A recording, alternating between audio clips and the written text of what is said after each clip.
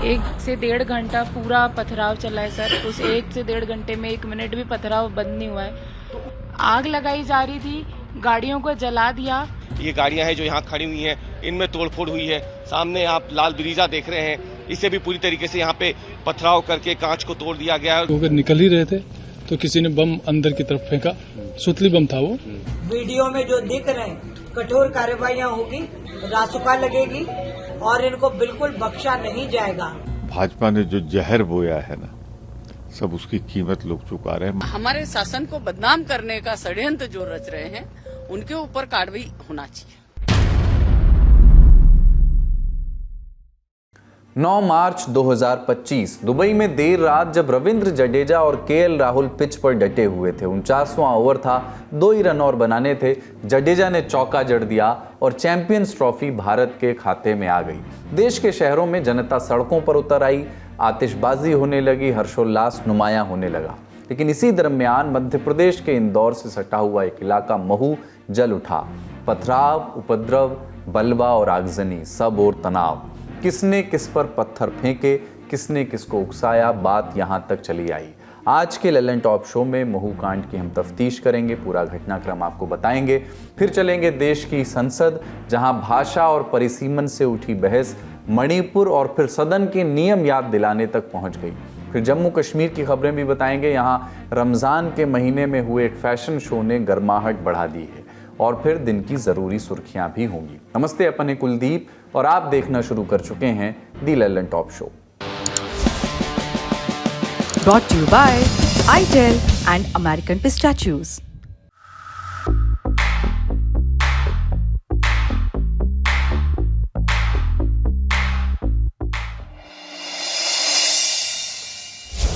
महू से बात शुरू करते हैं। इंदौर जिले के महू टाउन में भारत की जीत की खुशी में 100 से ज़्यादा लोग बाइक रैली निकाल रहे थे।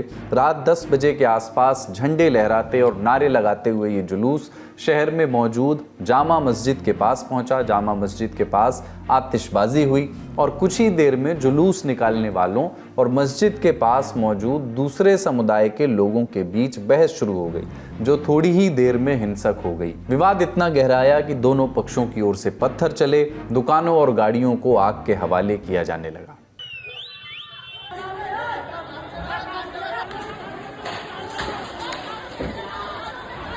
इस घटना के सीसीटीवी फुटेज भी सामने आए हैं, जिसमें दिख रहा है कि हिंसा में शामिल कई लोग अपना चेहरा छुपाए हुए थे।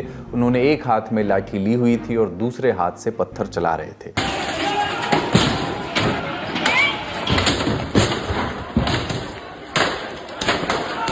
लेकिन ये हिंसा हुई क्यों? सांप्रदायिक दंगों के हर अध्याय की तरह यहाँ भी 2 वर्जन्स हैं।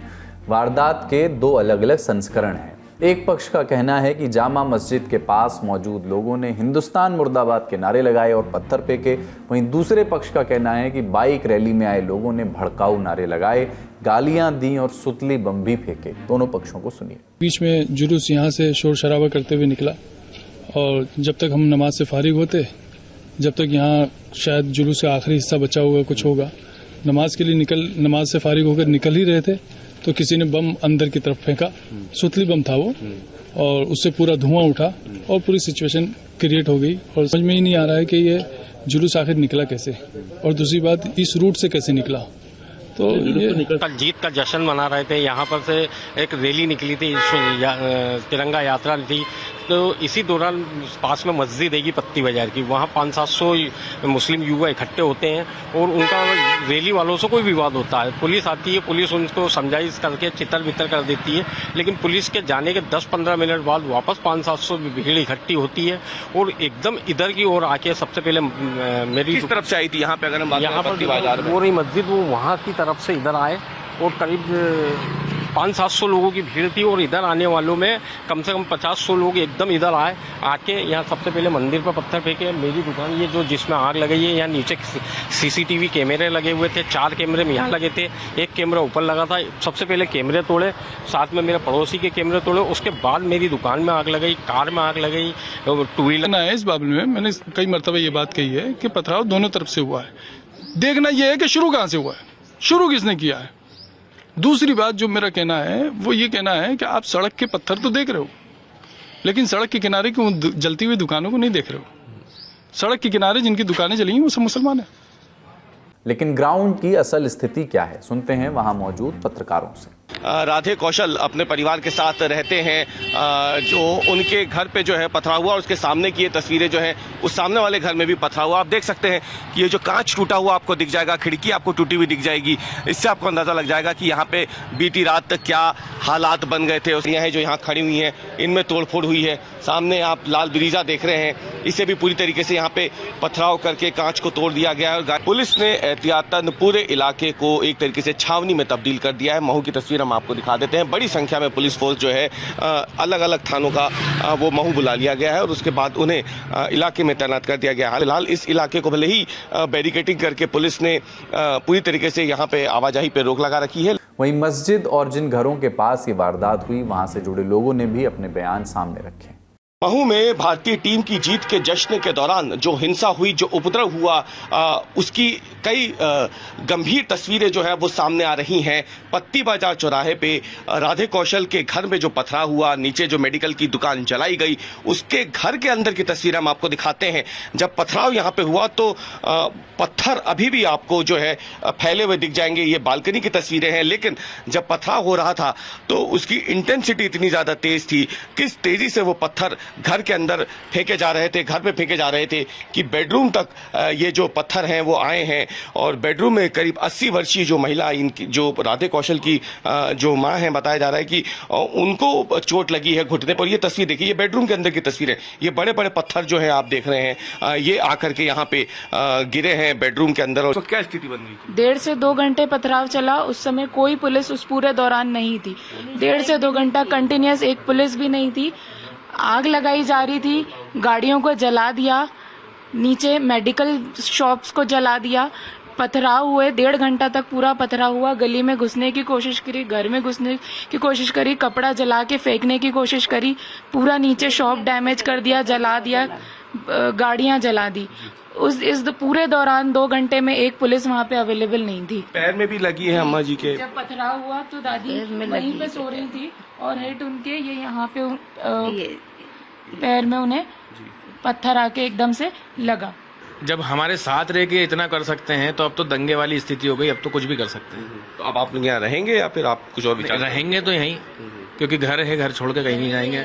बवाल बढ़ा। आसपास के 4 थानों के पुलिस बल को महू बुलाया गया।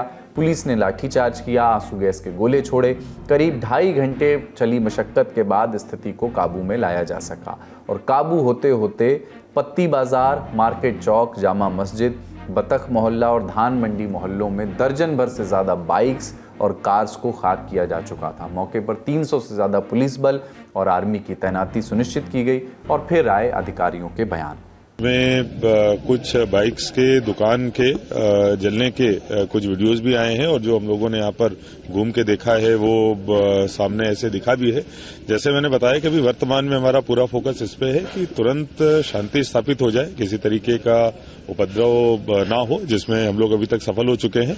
ये कुछ वीडियोस दिखाए गए हैं और बाकी कुछ जो चर्चित गवाह हैं उनके भी बयान लेके आगे कार्रवाई की जाएगी। यहाँ पे 2 पक्षों के बीच में तनाव हुआ है और कुछ आगजनी और कुछ पथराव की घटनाएं हुई हैं। अभी स्थिति पूरी तरह काबू में है, पूरी तरह शांति है यहाँ पे और मैं सभी को ये सख्त रूप से बताना चाहूंगा कि कोई भी किसी अफवाह पे ध्यान न दे और किसी भी तरह से कानून व्यवस्था को अपने हाथ में लेने का प्रयास न करे। नहीं, इसमें जितने भी वीडियोस हैं, जितने भी इसमें जिन लोगों की संलिप्तता है, उनको जो है कड़ी उन पर कार्रवाई होगी और आगामी घंटों में जो है इसमें हम पूरी इसमें कार्रवाई संपादित कर लेंगे। और जो आरोपी लिखवाए जा रहे हैं उनको क्या कहते हैं गिरफ्तार भी पुलिस कर रही है। सीसीटीवी फुटेज भी पुलिस लगातार चेक कर रही है और उन वीडियो रिकॉर्डिंग्स को एकत्रित करके जिन लोगों ने शांति भंग करने की कोशिश की उनको भी पुलिस गिरफ्तार कर रही है। अभी पूरी जो स्थिति है सामान्य है, यहाँ पे शांति बनी हुई है। स्थिति शांत हुई, फिर शुरू हुई गिरफ्तारियां। खबरों के मुताबिक पुलिस ने कार्रवाई करते हुए अभी तक इस मामले में 13 लोगों को गिरफ्त में लिया है और आरोपियों की शिनाख्त के लिए जांच और दबिश जारी है, ये भी दावे आए हैं। स्थानीय विधायक सांसद ने कहा कि माहौल खराब करने वालों पर कार्रवाई करेंगे। विपक्षियों ने भी अपने स्तर से सवाल उठाए हैं। राष्ट्रद्रोही ताकतों ने जो हरकत की वो अक्षम्य है। वीडियो में जो दिख रहे हैं, कठोर कार्रवाइयां होगी, रासुका लगेगी और इनको बिल्कुल बख्शा नहीं जाएगा। ये राष्ट्रद्रोही ताकतें अपना दिल दिमाग ठिकाने से रखें। जब भारत पूरा पश्चिम उत्तर दक्षिण हिंदू मुस्लिम सिख ईसाई मिलकर खेलते हैं तो इंडिया चैंपियन बनता है। देख लिया हमने इस मैच में। बधाई खिलाड़ियों को, देशवासियों को। पर भाजपा ने जो जहर बोया है ना, सब उसकी कीमत लोग चुका रहे हैं। मध्य प्रदेश में, राजस्थान में कानून व्यवस्था पूरी तरह ध्वस्त हो रही है। अब जश्न मनाने में आखिर ऐसी कौन सी बात थी जिससे ये विवाद हुआ? या जीतने पर हर किसी को खुशी होना चाहिए, न कि कोई ऐसी घटनाएं घटना चाहिए। एसपी कलेक्टर से बात भी हुई, उन्होंने तुरंत उस स्थिति को कंट्रोल किया है और अभी स्थिति ठीक है। ऐसे लोगों के लिए मेरा ये कहना है कि उन पे कार्रवाई होना चाहिए जो इतना अच्छा माहौल को इसमें तब्दील कर रहे हैं। तो गलत है, उन पे कड़ी कार्रवाई होगी। वीडियो दिख रहा है, हमारे प्रशासन के लोगों पे भी कुछ लगे हैं, कुछ गाड़ियां, मोटरसाइकिल और कारें वो भी जली है। तो उसके लिए कोई ऐसे असामाजिक तत्व होते हैं जो ऐसे मौके के फायदा उठा के हमारे शासन को बदनाम करने का षड्यंत्र जो रच रहे हैं, उनके ऊपर कार्रवाई होना चाहिए। इस खबर पर हमारी नजर बनी रहेगी। फिलहाल अगली खबर।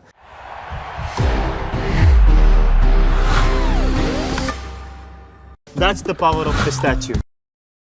अब बातें संसद भवन से, जहां आज बजट सत्र का दूसरा फेज शुरू हुआ।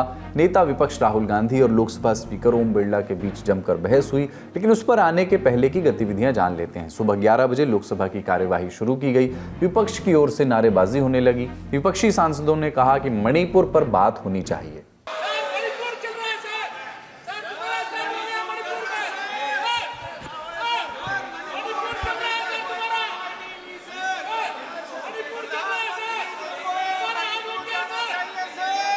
प्रश्नकाल आगे बढ़ा और फिर शुरू हुआ भाषा विवाद। दरअसल केंद्रीय शिक्षा मंत्री धर्मेंद्र प्रधान तमिलनाडु से जुड़े एक सवाल का जवाब दे रहे थे, लेकिन विपक्षी सांसदों को तभी ध्यान आया कि अभी तो नई शिक्षा नीति के 3 लैंग्वेज फॉर्मूला पर केंद्र और राज्य सरकार में यानी तमिलनाडु सरकार में ठनी हुई है और तमिलनाडु के एमके स्टालिन सरकार जो है तमिलनाडु की, वो बार बार केंद्र पर हिंदी भाषा थोपने के इल्जाम लगा रही है। इसके बाद विपक्ष के विरोध का एक और राउंड शुरू हुआ। सांसद वेल में चले आए और वेल ही नहीं, उस हिस्से तक चले गए जहां सत्ता पक्ष के सांसद और मंत्री बैठा करते हैं। स्पीकर की समझाइश का कोई असर नहीं होता दिखा और फिर कार्यवाही 12 बजे तक के लिए स्थगित हो गई। They are doing injustice to students of Tamil Nadu. They are ruining the future of Tamil Nadu students. They are not doing justice. They are undemocratic, uncivilized. My dear sister Kani Modi here, let's be honest to the people of Tamil Nadu. Let's be honest to the people of Tamil Nadu. She only came to me few days. आप पीठ इसे करके मंत्री जी से नीचे सदन पे जवाब तलब करो, ऐसा नहीं कर सकते आप। ये गलत परंपरा है। प्लीज जाइए अपनी अपनी सीट पर। प्रश्नकाल सुनिए तो जाइए अपनी सीट पर। जहां तक एसआईसी के कार्डर के कार्यवाही शुरू हुई तब भी हंगामा जारी रहा। तमिलनाडु के तुतुकुडी से डीएमके सांसद कनी मोडी ने सरकार पर हमला किया। धर्मेंद्र प्रधान ने उसका जवाब दिया। Very pained and hurt that the minister, in his reply in Parliament today, has called the members of Parliament, the Tamil Nadu government and the people of Tamil Nadu uncivilized.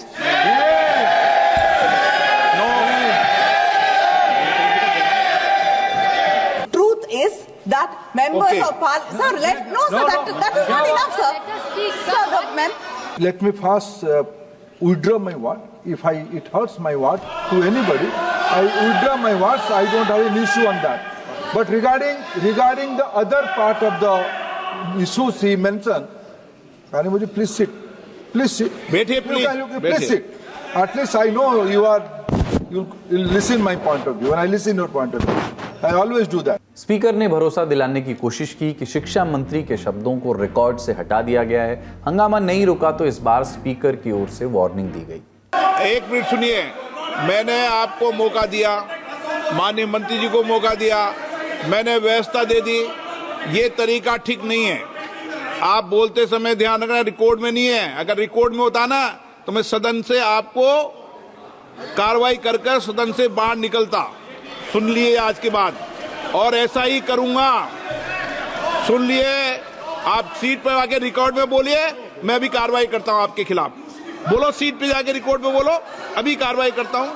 Lok Sabha का एक और हाई पॉइंट आज था मणिपुर का budget. वित्त मंत्री निर्मला सीतारमण ने मणिपुर का बजट पेश किया। 13 फरवरी से मणिपुर में राष्ट्रपति शासन लागू है। इसी वजह से बजट बनाने का अधिकार अभी केंद्र को मिला हुआ है। 12:15 बजे का समय हुआ। महाराष्ट्र के परभणी से सांसद संजय हरिभाऊ जाधव फसल बीमा योजना पर बोलना शुरू ही किए थे कि नेता विपक्ष राहुल गांधी खड़े हो गए और वोटर लिस्ट में कथित गड़बड़ी का मुद्दा उठाया। प्रतिपक्षी नेता ये बोल रहे हैं ना, इनको बीच में तो रोकना ठीक नहीं है ना। 1 मिनट उनको बीच में तो रोक। हाँ, क्या बोलिए? स्पीकर सर, आपने सही बात बोली कि वोटर लिस्ट क्या सरकार बनाती है। मैंने नहीं बोला। नहीं, आपने बोला क्या, और आपने सही बोला कि सरकार वोटर लिस्ट नहीं बनाती है। मगर पूरे देश में वोटर लिस्ट पर सवाल उठ रहे हैं। हर स्टेट में, हर ऑपोजिशन के स्टेट में और महाराष्ट्र में black and white voter list पे सवाल उठे हैं। तो पूरा ऑपोजिशन मिलकर सिर्फ ये बोलने दीजिए, पूरा ऑपोजिशन सिर्फ मिलकर ये कह रहा है कि वोटर लिस्ट पे यहां पे एक डिस्कशन हो जाए। ओके। आप बनाते नहीं हो, इसको हम एक्सेप्ट कर रहे हैं, आप डिस्कशन तो कीजिए। अब उच्च सदन की खबरें आपको बताते हैं। सुबह 11 बजे राज्यसभा की कार्यवाही शुरू हुई। उपसभापति हरिवंश ने कहा कि परिसीमन, वोटर लिस्ट में खामियां और वोटर टर्नआउट बढ़ाने के लिए अमेरिकी फंडिंग जैसे मुद्दों पर विपक्ष की ओर से नोटिस मिले हैं, लेकिन किसी को भी स्वीकार नहीं किया गया है। इसके बाद विपक्ष की ओर से नारेबाजी होने लगी। राज्यसभा में नेता प्रतिपक्ष मल्लिकार्जुन खड़गे ने वोटर लिस्ट वाला मुद्दा उठाने की कोशिश की, लेकिन चेयर ने यह कहकर के खारिज कर दिया कि एक संवैधानिक संस्था के बारे में हम यहां बयानबाजी नहीं कर सकते।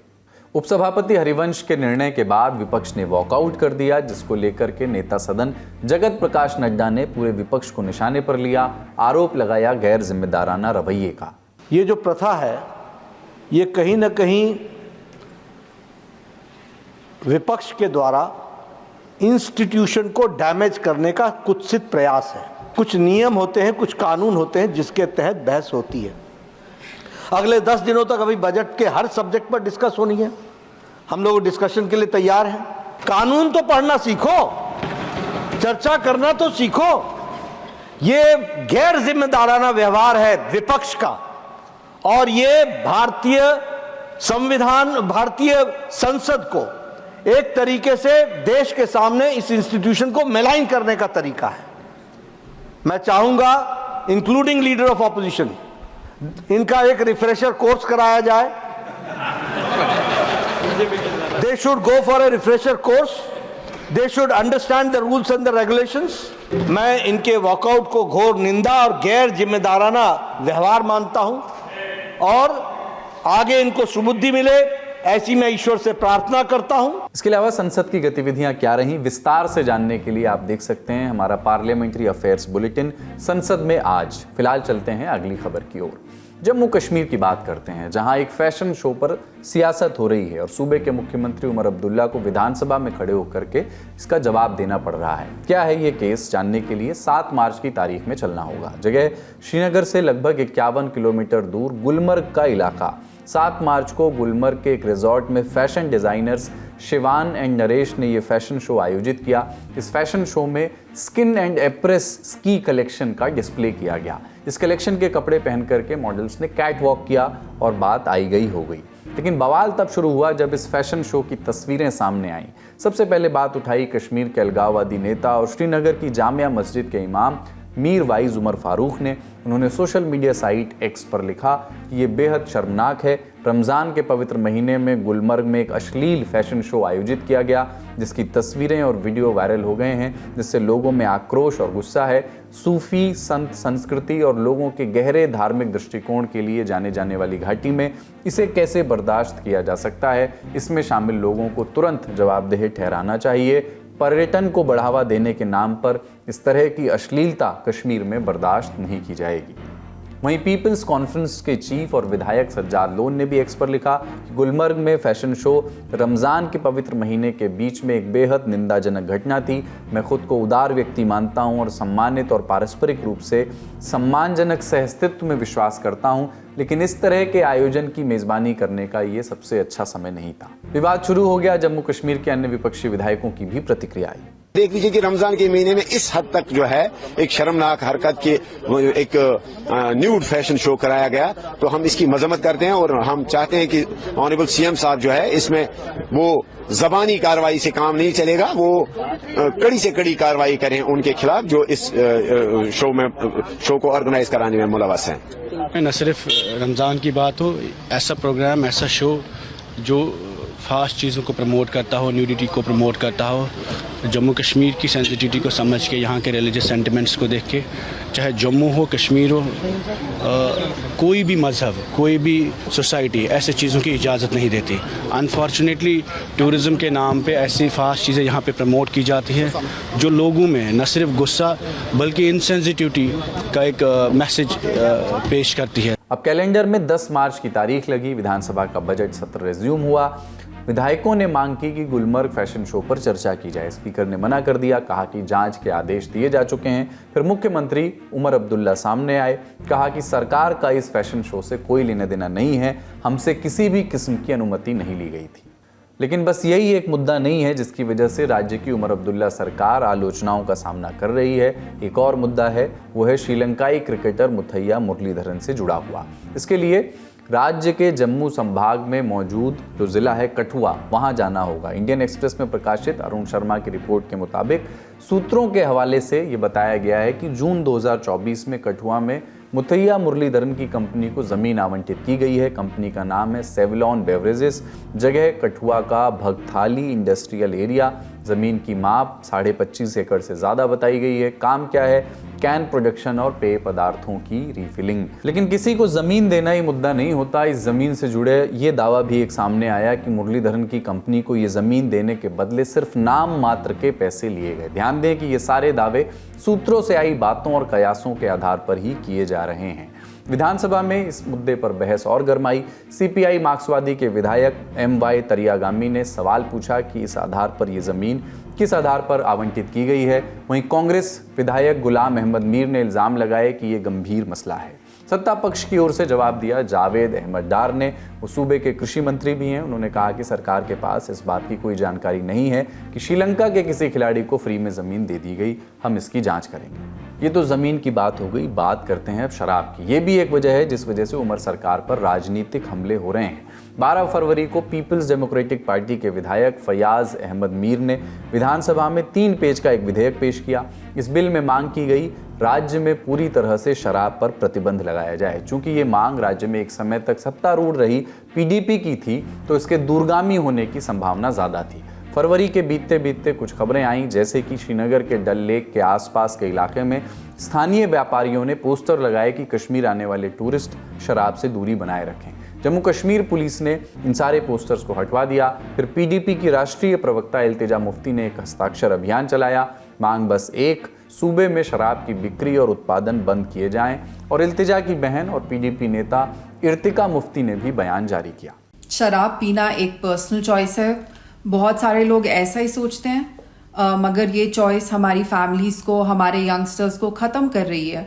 और वो भी ड्यूरिंग एन इकोनॉमिक क्राइसिस, जब नौकरियां गायब हैं, जब महंगाई ने आसमान छू लिया है और दूसरी तरफ शराब और ड्रग्स की वजह से फैमिलीज पे और ज़्यादा बोझ पड़ रहा है।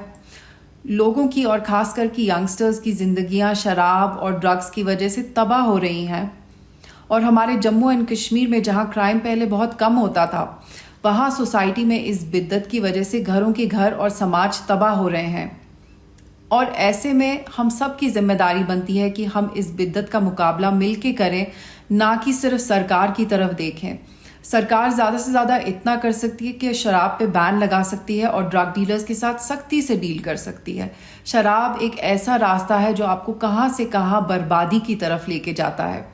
Please be a part of our fight against alcohol and join our signature campaign to ban alcohol. लेकिन ऐसी मांग क्यों की जा रही थी? दरअसल आपको मालूम ही है कि जम्मू कश्मीर देश का अकेला ऐसा राज्य है जो मुस्लिम बहुल है। साल 2011 की जनगणना को आधार बनाएं तो राज्य में 68.8% आबादी मुस्लिम समुदाय की है और रीतियों के मुताबिक इस्लाम में शराब प्रतिबंधित है। ऐसे में सूबे की पार्टियां ये मांग कर रही हैं कि धार्मिक बहुलता का ख्याल रखा जाना चाहिए, इसलिए शराबबंदी लागू हो। आप लोग जानते हैं पिछले 4-5 सालों में जम्मू कश्मीर में शराब के कितने ठेके बढ़ाए हैं। Alcohol is freely available. हमें पता है हमारे जो यंगस्टर्स हैं वो ड्रग्स में भी जा रहे हैं, शराब में भी जा रहे हैं, जिसकी वजह से यहाँ जो फैमिलीज हैं वो टूट रही हैं। हमारा जो मॉरल फैब्रिक है वो कहीं ना कहीं अफेक्ट हो रहा है। इसलिए मैं हमारी जो पब्लिक है उनसे भी गुजारिश करूंगी, पीडीपी ने जरूर ये बिल लाया है, लेकिन हम चाहते हैं कि जो हमारी पब्लिक है वो भी हमारी इस मुहिम में हमारा साथ दे। शराब और अल्कोहल के डिस्ट्रीब्यूशन और कंजप्शन के बिल्कुल खिलाफ हूँ। ये एक वबा है और उसमें कोई दो राय नहीं है। मैं एक वाहिद इंसान हूँ जिसने ड्रग्स के खिलाफ और नशे के खिलाफ रैली निकाली है शहर श्रीनगर में सबसे बड़ी, तो मैं इसके खिलाफ हमेशा रहा हूँ। मैं सिर्फ ये चाहता था कि हर एक स्टेक होल्डर से बात की जाए जब हम इसको इंशाल्लाह बैन करेंगे। ये मांग कर रहे हैं कि आने वाले असेंबली सेशन में शराब की बिक्री के ऊपर रोक लगाई जाए। रोक लगाओ और साथ में शराब की दुकानें बंद की जाए और इस मार्च से जो सरकार ने टेंडर और बिडर्स बुलाने हैं शराब की दुकानों के लिए, वो बिड्स और वो दुकानें के टेंडर नहीं बुलाए जाएं। नहीं होना चाहिए। शराब की दुकानें बंद करो। हिंदुस्तान टाइम्स में छपी मीर एहसान की रिपोर्ट के मुताबिक पीडीपी की इस मुहिम को इंजीनियर रशीद की अवामी इत्तेहाद पार्टी का साथ तो मिला ही है, साथ ही प्रमुख विपक्षी दल भाजपा का भी साथ मिला है। वहीं सत्तारूढ़ नेशनल कॉन्फ्रेंस के कुछ नेताओं ने भी शराबबंदी का समर्थन किया है, जिसमें श्रीनगर के लोकसभा सांसद आगा रुहल्ला का नाम भी आता है। ये खबर ये भी बताती है कि कोई कुछ भी कहे, लेकिन राज्य सरकार इस प्रस्ताव पर बहुत गंभीर नहीं दिखती है, इसके लिए बहुत राजी नहीं दिखती है। कारण शराबबंदी होने से राज्य को हर महीने 2500 करोड़ के राजस्व का नुकसान हो सकता है। एक इंटरव्यू में जब मुख्यमंत्री उमर अब्दुल्ला से सवाल पूछे गए इस बाबत, तो उन्होंने कह दिया, शराबबंदी हमारे चुनावी घोषणा पत्र का हिस्सा नहीं है। हमने स्थानीय पत्रकारों से बात की इस पूरी पॉलिटिक्स की टोहली। कश्मीर में लोग पसंद नहीं करते शराब का सेवन या खुलेआम इसका जो है बिक्री, क्योंकि मुस्लिम डोमिनेटेड जो है ये डिवीजन है, मुस्लिम डोमिनेटेड जगह है, तो कहीं ना कहीं जो रिलीजियस फीलिंग्स हैं वो हर्ट होती हैं और उस सेंटिमेंट को जो है हर्ट नहीं करना चाहती राजनीतिक पार्टीज, खासकर नेशनल कॉन्फ्रेंस। जम्मू की बात करें तो काफी ज्यादा शराब की बिक्री है, काफी ज्यादा शराब के ठेके हैं और वहां शराब पे एक अलग जो है राजनीति चलती है। हालांकि ओवरऑल अगर आप जो राजनीतिक दल है ज्यादातर फेवर में है कि बैन लगना चाहिए, क्योंकि एक सोशल ईवल है और सोसाइटी जो है खराब हो रही है, युवा पीढ़ी खराब हो रही है। लेकिन एक तरफ मॉरल्स हैं, एक तरफ वैल्यूज हैं और एक तरफ पैसा, एक तरफ टैक्स जो सरकार को चाहिए। तो इसीलिए ये मुद्दा जो है अभी इस पे राजनीति थमने वाली नहीं है और आने वाले दिनों में देखना ये होगा कि असेंबली इसको लेके कैसे आगे मुद्दे को लेके चलती है, सरकार उसमें क्या करती है, क्योंकि ऑलरेडी 3 से 4 प्राइवेट बिल्स खासकर नेशनल कॉन्फ्रेंस और कुछ और पार्टीज के लोग लेके आए, एमएलए लेके आए हैं कि शराब पे जो है बैन लगना चाहिए। इस खबर पर भी हमारी नजर बनी रहेगी। अब सुर्खियों की ओर बढ़ते हैं। पहली सुर्खी कांग्रेस नेता भूपेश बघेल से जुड़ी हुई। प्रवर्तन निदेशालय ने आज 10 मार्च को छत्तीसगढ़ के पूर्व मुख्यमंत्री और एआईसीसी महासचिव भूपेश बघेल और उनके बेटे चैतन्य के घर पर छापेमारी की। शराब घोटाला केस को लेकर के ये कार्रवाई की जा रही है। उनके भिलाई 3 पदम नगर स्थित घर पर आज सुबह 4 गाड़ियों में टीम पहुंची। खबरें बताती हैं कि कार्रवाई के बीच नोट गिनने और सोना जांचने की मशीनें भी मंगाई गई हैं। दैनिक भास्कर की खबर के मुताबिक ईडी की कार पर कुछ लोगों ने पथराव कर दिया। सुरक्षा में लगे जवान भी भागते दिखे। ईडी के खिलाफ जमकर नारेबाजी करते हुए कार्यकर्ता अधिकारियों की कार को रोकते हुए भी दिखे। इस बीच उनकी पुलिस से झड़प हुई। कल कांग्रेस प्रदेश भर में ईडी की कार्रवाई के विरोध में भाजपा और ईडी का पुतला दहन करेगी। पूरा मामला क्या है, ईडी छत्तीसगढ़ में 2161 करोड़ रुपए के कथित शराब घोटाले की जांच कर रही है। दावा है कि इस घोटाले में राज्य के कई प्रमुख नेता और बड़े अधिकारी शामिल हैं।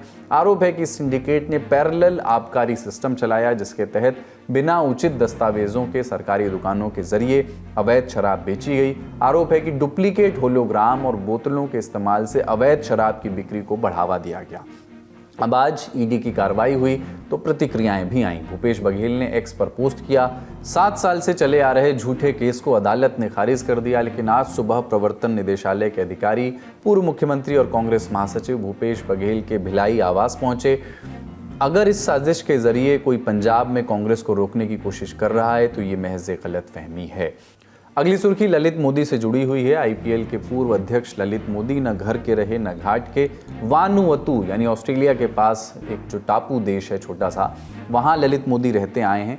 वहां के प्रधानमंत्री जोथम नापत ने अब उनका पासपोर्ट रद्द करने का आदेश दिया है। बता दें कि 7 मार्च को ललित मोदी ने अपना भारतीय पासपोर्ट सरेंडर करने के लिए लंदन स्थित भारतीय उच्चायोग में आवेदन किया था, जिसकी पुष्टि विदेश मंत्रालय ने की थी। इसके अलावा खबर आई थी कि ललित मोदी ने वानुअतु की नागरिकता खरीद ली थी, जिसे अब रद्द कर दिया गया है। इंडिया टुडे की रिपोर्ट के मुताबिक वहां के प्रधानमंत्री जोथम नापत ने नागरिकता आयोग को निर्देश दिया कि वो तत्काल प्रभाव से ललित मोदी का पासपोर्ट रद्द कर दें। उन्होंने कहा, वानुअतु का पासपोर्ट रखना एक प्रिविलेज है, ना कि कोई अधिकार। ऐसे में याचिकाकर्ताओं को वैध कारणों से ही नागरिकता लेनी चाहिए। आज का ललन टॉप शो यहीं तक। जाते जाते एक गीत आपको सुनवाते हैं। आज मौका है रंग भरी एकादशी का। मान्यता है कि भगवान शिव आज ही के दिन माता पार्वती का गौना करा करके काशी लाए थे, और जैसे ही वो पहुंचे देवताओं ने फूलों की बारिश की, दीप आरती की, अबीर और गुलाल उड़ाए। इसीलिए आज ही के दिन काशी में होली की औपचारिक शुरुआत मानी जाती है। काशी विश्वनाथ मंदिर में भक्त बाबा विश्वनाथ के साथ होली खेलते हैं तो महाशमशान में होती है भस्म की होली। तो इस पर्व की आधिकारिक शुरुआत पर सुनिए ये गीत, जिसे गाया है बनारस घराने की गायिका सविता देवी ने। बोल हैं बरजोरी करो न मुझसे होरी में।